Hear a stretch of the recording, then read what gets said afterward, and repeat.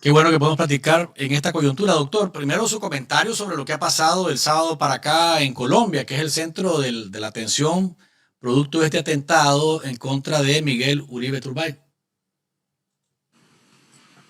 Este es el más reciente atentado criminal contra la vida de un líder democrático en la región, pero no es el primero ni va a ser el último, porque para poner en contexto, el marco de referencia es que durante todo este siglo el eje de confrontación es dictadura contra democracia. La dictadura de Cuba, que se expande a partir de 1999 con el salvavidas que le da Hugo Chávez y el soporte de Lula en el Brasil, y forman un movimiento que Chávez lidera hasta que muere. Pero cuando muere Chávez, la dictadura cubana se hace cargo de aquello y se convierte prácticamente en el líder del grupo criminal transnacional que se conoce como socialismo del siglo XXI. El socialismo del siglo XXI es la marca política del castrochavismo, que no es otra cosa que la expansión de la dictadura de Cuba en el siglo XXI.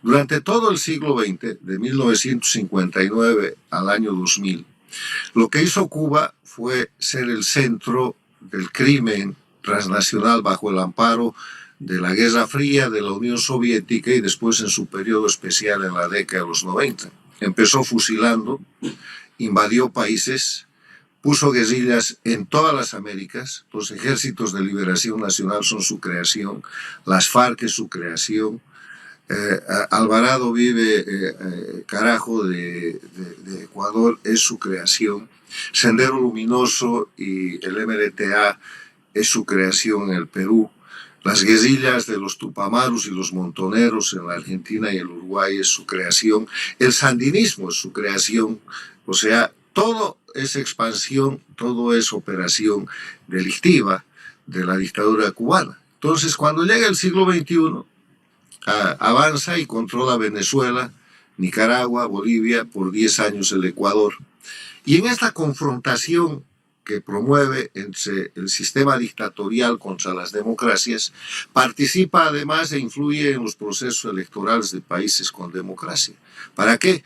Para poner ahí su gente que represente a las dictaduras y las proteja. Y ahí nacen los gobiernos paradictatoriales, que son gobiernos electos en democracia, establecidos en países democráticos, pero cuyos presidentes y componentes le deben la llegada al poder a la dictadura, al grupo dictatorial del socialismo del siglo XXI, y por lo tanto cuando toman el poder se ponen al servicio de las dictaduras.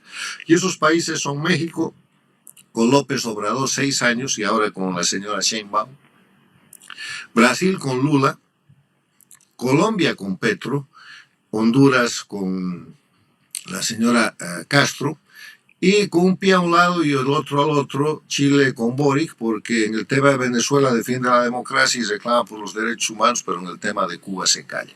Entonces, en ese escenario, hagamos un pequeño recorrido de lo que ha pasado en este siglo bajo la presión y la acción del llamado socialismo del siglo XXI. Empieza el siglo con el derrocamiento del presidente Yamil Mahuad, 12 días después de que dolariza el Ecuador y lo intentan asesinar. Prosigue eso con el derrocamiento del presidente argentino de la Rúa. Continúa con el intento de asesinato contra el presidente Sánchez Lozada en febrero del 2003, documentado por la Organización de Estados Americanos y certificado. Y ese mismo año, en octubre, lo derrocan con otro intento de asesinato. Avanza esto y vemos cómo en el curso de la historia se produce en el Ecuador una serie de otros atentados, pero en la elección donde Fernando Villavicencio iba de candidato ganador, lo asesinan. El atentado contra Trump no es una casualidad. Han visto ustedes todos los videos, se salva de milagro de un balazo que lo hubiera matado. Matan al presidente de Haití. Y en el camino, el 2019, tratando de derrocar en el Ecuador, hacen un atentado contra el presidente del Ecuador, Lenín Moreno. O sea, el uso de la violencia, los atentados contra líderes democráticos y el asesinato de líderes democráticos es una práctica que se ha generalizado en el siglo XXI, y se ha generalizado porque el eje de confrontación de las dictaduras que son crimen organizado transnacional lideradas por Cuba, ataca a las democracias cuando puede, y cuando creen que van a perder el poder, como el caso de Villavicencio en el Ecuador, lo matan. Cuando creen que hay una expresión de avance de alguien que puede tomar el poder, como el caso de Miguel Uribe en Colombia ahora, atentan contra él y lo ponen en estado de coma después de una balacera. Y todas las investigaciones se detienen en los sicarios, que es gente pagada, pero el tema es encontrar y señalar a los autores intelectuales, lo que la ley llama a los autores mediatos. Y sobre eso yo he escrito mi columna esta semana que titula "Seguirán atacando y matando líderes democráticos en las Américas con impunidad. Y todos sabemos quiénes son". ¿Por qué sostengo que todos sabemos quiénes son? Porque nada más para ver usted cuando se victima o cuando se atenta, cuando se dispara, cuando se mata a un líder democrático, tiene que ver a quién beneficia esa baja. Y esa baja, en todos los casos, en el siglo XXI, beneficia al socialismo del siglo XXI. En el tema del asesinato de Fernando Villavicencio, obviamente que está a la mano del grupo de Correa, vinculada a Venezuela, a Cuba. Se han agarrado a algunos sicarios, han matado a los sicarios en las mismas cárceles. Y en el tema actual de Miguel Uribe está clarísima la mano de Petro, vinculada a Maduro y vinculada a Díaz-Canel en Cuba. Esa es una operación típica del socialismo del siglo XXI. Seguramente las investigaciones atorarán en un sicario que además es inimputable, tiene 14 años, menor de edad, o en alguna otra gente. Crearán una serie de narrativas y terminará ahí. Y seguirán matando. Y seguirán atacando, seguirán asesinando a los líderes democráticos que representan una amenaza. ¿Para quién? No para la democracia, para el socialismo del siglo XXI. Entonces, la autoría intelectual está señalando a Cuba, Venezuela, al gobierno paradictatorial de Petro en esta agresión armada contra un senador que iba de candidato a la presidencia y que ciertamente iba a ganar la elección del próximo año en Colombia, y que ahora es una baja, porque no se sabe si se va a poder recuperar, no se sabe si va a vivir.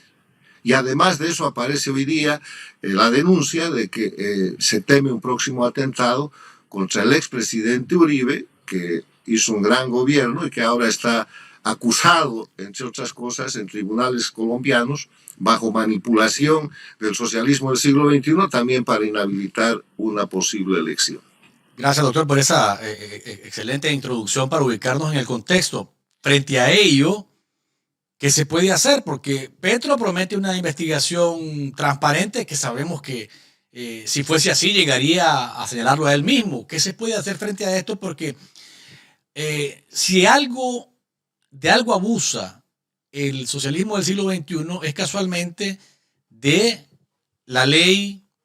No hay la más mínima intención de llegar a profundidad a que haya justicia, y frente a eso a veces uno se siente impotente, y en este caso con Petro controlando la fiscalía y controlando la narrativa ahí para tratar de asfixiar lo que usted nos ha descrito como algo muy evidente. ¿Qué se puede hacer?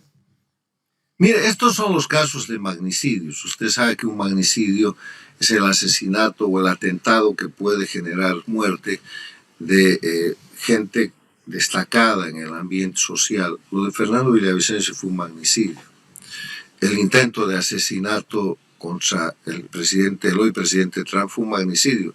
Le quiero recordar que cuando estaba de candidato Bolsonaro en el Brasil, lo apuñalaron. Y hasta ahora que es expresidente sigue con la carga de las heridas y de las consecuencias de ese intento de asesinato.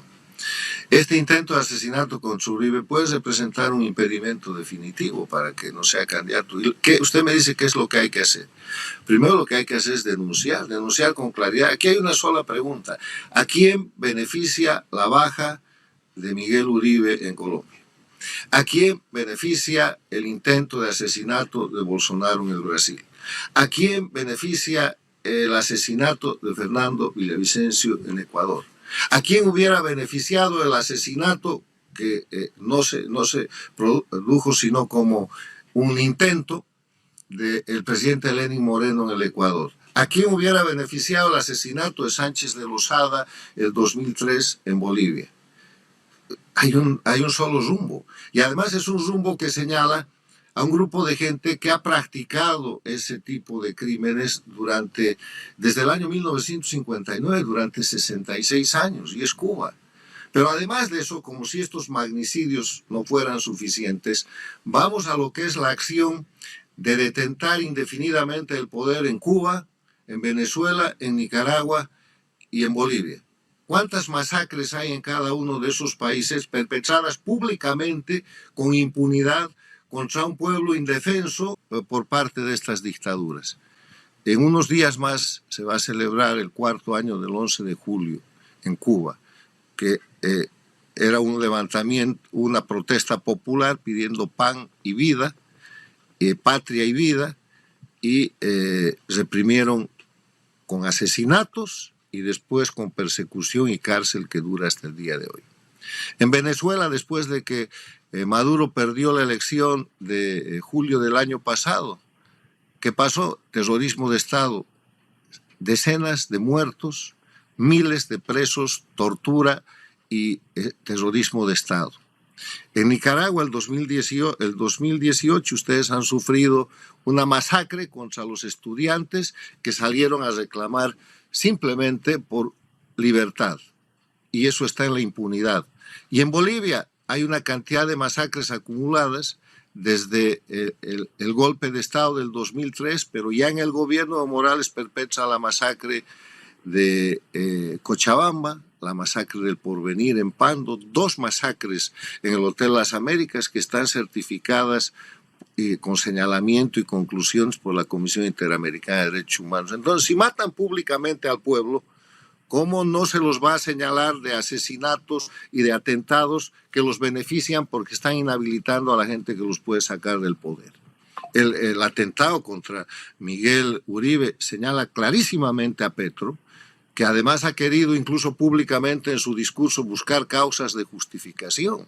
Si se analiza el discurso de Petro a la luz del derecho penal y de la investigación criminal, está tratando de justificar un crimen que se ha perpetrado con argumentos políticos, después de lamentarlo, porque además todo esto forma parte de la guerra híbrida. ¿Y qué es la guerra híbrida? El ataque por cualquier medio que le permite al autor no aparecer como el autor y además expresar sus condolencias. Estamos ante situaciones en que el crimen organizado, que se llama socialismo del siglo XXI o castrochavismo, liderado por Cuba, manda a realizar atentados y crímenes y después le dan la condolencia. O sea, es el crimen perfecto de impunidad para ellos. ¿Y cómo se sale de eso? Señalándolos. Hay que quitarles el velo de la narrativa. Hay que decir, señores, aquí la responsabilidad intelectual y política es de Petro, vinculado con Maduro y vinculado con Díaz-Canel. Prueben que no, porque toda la prueba pública de los hechos notorios y de la consecuencia de a quién beneficia ese crimen lo señala. Y en Nicaragua decimos matan y van a la vela. Así es, matan y van a la vela. Es más o menos en esa línea. Doctor, bueno, y hablando de Nicaragua, se me viene a la mente en 2006, para que usted vea que esto que usted nos está narrando y nos está describiendo es exactamente lo que ha ocurrido. En el 2006, un candidato llamado Herty Levites punteaba en las encuestas en Nicaragua. Era disidente del Frente Sandinista y parecía ser el que podía ganar la elección en aquel momento. Extrañamente, a meses de la elección, murió en una cirugía por un padecimiento extraño y nadie más dijo nada porque supuestamente murió de manera circunstancial, ¿verdad? Pobre Herty, qué desafortunado, estaba a unos meses de alcanzar la presidencia y lo mataron. No, y lo murió, perdón. Lo murió, pero realmente lo mataron. Y el otro caso es el de Alexis Argüello, campeón mundial de boxeo nicaragüense, que se metió a ser alcalde de Managua, vio que lo tenían como una marioneta y cuando decidió que iba a denunciar lo que estaba pasando de verdad en el manejo de la alcaldía de Managua, la principal del país, se suicidó, entre comillas. Es lo que ha ocurrido, doctor. O sea, estamos hablando de lo que usted ha descrito, calza en ese sentido. Bueno, pero busquen en cada uno de los países los casos. Yo he hecho análisis y he escrito ensayos varios sobre este tema. El socialismo del siglo XXI mata. Mire usted en Venezuela, ¿cuántos han muerto de presos políticos? El general que salvó a Hugo Chávez de una situación crítica en la que perdía el poder fue tomado preso político después de haber sido ministro de Defensa y murió de preso político. Y la familia ha denunciado que lo han matado, cosa que no hay duda porque está bajo la responsabilidad de la dictadura. ¿Cómo han hecho en Cuba? Y esta es una cuestión también certificada por la Comisión Interamericana de Derechos Humanos, con el famoso defensor de los derechos humanos al que lo chocan con un auto y después lo asesinan y presentan la narrativa de un accidente de tránsito. Estoy hablando del famoso, recuérdeme usted el nombre, Payá Sardinas. Osvaldo Payá. A Osvaldo lo han matado y eso está certificado por la CIDH. ¿Y qué? Impunidad absoluta. ¿Por qué lo han matado? Porque era el hombre que lideraba un proyecto que se llamaba el Proyecto Varela para llevar adelante una denuncia contra la dictadura y una apertura que pudiera llevar a ese país a la democracia. O sea, el socialismo del siglo XXI mata. En Bolivia han matado gente dentro de las cárceles y fuera de las cárceles cuando tenían alguna posibilidad. Y por eso es que hay exilio también, y por eso hay presos políticos. A los opositores de verdad en las dictaduras del socialismo del siglo XXI, Cuba, Venezuela, Nicaragua, Bolivia, o están en la cárcel, o están en el exilio, o están muertos. Y en los gobiernos paradictatoriales están perseguidos y llevados a los tribunales. ¿Cómo usted puede concebir que un presidente de 2 periodos, con el éxito del presidente Uribe Vélez en Colombia, esté hoy día sentado en el banquillo del acusado en los tribunales, mientras los miembros de las FARC son senadores y congresistas? Los terroristas, narcotraficantes, asesinos, violadores de menores, secuestradores, están en el Senado. Y el presidente que luchó contra ellos está en un juicio que no tiene obviamente ni pies ni cabeza, donde le acusan de manipular testigos. O sea, así están las cosas. Lo que hay que hacer es denunciar. Y en el caso de Miguel Uribe, denunciar con claridad que las responsabilidades de Petro y que Petro tiene que rendir cuentas por ese atentado, por varias razones, además de las que he expuesto, que señalan al socialismo del siglo XXI como el beneficiario de la baja de la inhabilitación de este candidato. Pero además de otra cosa, él es el presidente de Colombia y tiene la obligación de proteger a la oposición, y en vez de protegerla, hace que sucedan estas cosas y sale en un discurso con justificaciones para los criminales. O sea, no puede haber más prueba contra Petro. Petro está incriminado en este tema porque acaba de inhabilitar o de pretender inhabilitar por la vía de la violencia y del crimen al candidato que podía ser el próximo presidente de Colombia el próximo año, mientras Petro trata de romper el orden constitucional para reelegirse, porque no puede reelegirse. Y a eso iba, doctor, para finalizar, porque ¿para dónde va Colombia? O sea, Petro, siguiendo los pasos de los dictadores, siendo un paradictatorial, decide que la consulta popular famosa, el Senado la batea, le dice que no la deja pasar, y él la quiere imponer por decreto y llama al caos. O sea, si no es como yo digo, entonces el pueblo se va a defender, el pueblo soy yo, y el pueblo va para las calles a defender la consulta. ¿Para dónde va Colombia? No es nada, no es una creación de Petro. Lo ha hecho Chávez, lo ha hecho Maduro, lo ha hecho Ortega, lo ha hecho Evo Morales. O sea, es la agenda cubana que cumple en sus dictaduras o en sus gobiernos paradictatoriales para transformarlas en dictadura. O sea, rompen todo el orden institucional, y en eso Miguel Uribe era un gran opositor. Usted acaba de pasar las imágenes de la celebración del rechazo de esta pretensión. Pero yo creo que ahora la cosa está muy seria para Petro, porque hay que decirle al pueblo colombiano que esto tiene un responsable, se llama Gustavo Petro.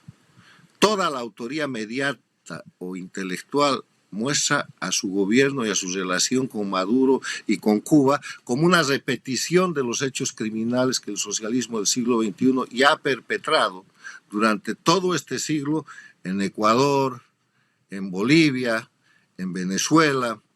En Venezuela le estaba hablando yo del general Baduel, que murió en la cárcel, en la propia Cuba, con el caso de Payá, y otros más, porque no es uno, pueden ser hasta decenas. O sea, el socialismo del siglo XXI mata, y mientras no lo denunciemos y lo pongamos en evidencia, va a seguir matando. Es un tema muy curioso porque el título de nuevo de la columna es «Seguirán matando líderes democráticos en las Américas con impunidad». Y todos sabemos quiénes son, porque es clarísimo a quién benefician esos crímenes. Doctor Carlos Sánchez Berzaín, gracias por habernos acompañado. Siempre usted tan claro en sus exposiciones, ayudándonos a entender los fenómenos políticos de nuestra región. Le mando un abrazo y le dejo unos segunditos para que se despida de nuestra audiencia, que le dice gracias por estar con nosotros.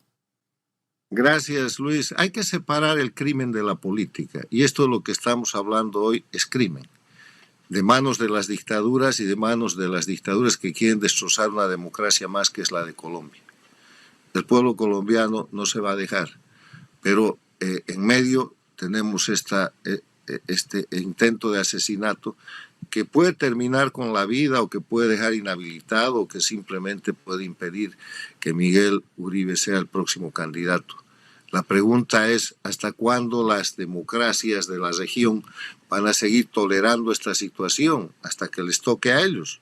Es tiempo de cesar las dictaduras. La única manera de terminar con este nivel de peligrosidad criminal en la región es devolverle a los pueblos de Cuba, de Venezuela, de Nicaragua y Bolivia su libertad, y eso es terminar con las dictaduras. Y por eso luchamos todos los días, doctor.